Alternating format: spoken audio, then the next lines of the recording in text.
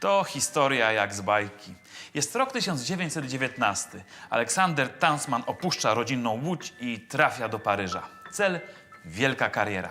Ale co z tego, że w pierwszym konkursie kompozytorskim niepodległej Polski Tansman zdobywa 3 pierwsze nagrody, skoro Paryż jako stolica muzyki przyciąga talenty z całego świata. Tu jako dobra wróżka pojawia się wybitny kompozytor Maurice Ravel. Zachwycony muzyką Tansmana prowadzi go do swojego wydawcy.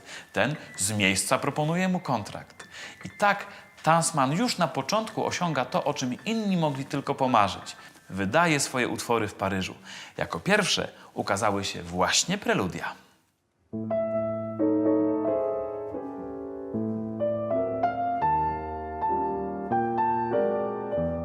Jedną z najciekawszych cech tych preludiów jest zwięzłość formalna.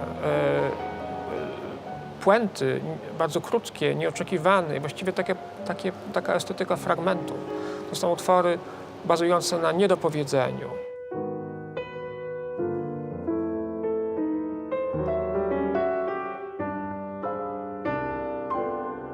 Francuska prasa przyjęła preludia bardzo ciepło.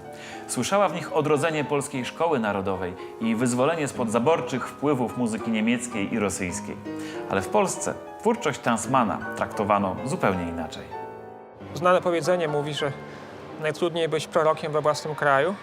Prawda to czy nieprawda, można dyskutować, ale w przypadku Tansmana zdecydowanie to powiedzenie się sprawdza. Recepcja Tansmana w Polsce przez długi czas była bardzo nikła i to jest paradoks, ponieważ jeden z najczęściej grywanych kompozytorów polskich, zwłaszcza w okresie międzywojennym, postać formatu światowego, postać przyjmowana przez cesarza japońskiego i w ogóle gdziekolwiek się udał, to był na salonach artystycznych i politycznych na najwyższym szczeblu przyjmowany. W Polsce nigdy nie miał dobrej opinii. 7 preludiów Tansmana to są miniatury, bardzo krótkie w swojej formie, zarówno czasowej, jak i takiej strukturze, budowie utworów. Mają wiele wdzięku w sobie, mają pewną taką lekkość właśnie i zarówno właśnie są wpływy kultury polskiej, jak i francuskiej. Przez całe lata 20. i 30., mimo ewidentnych sukcesów Tansmana, stosunek polskiej krytyki muzycznej do kompozytora nie uległ poprawie.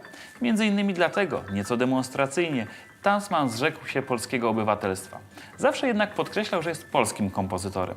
Nie musiał zresztą tego robić, jego twórczość aż kipi od polskich inspiracji. Przez dekadę ta muzyka była w Polsce właściwie zapomniana. Dziś odkrywana jest na nowo, krok po kroku.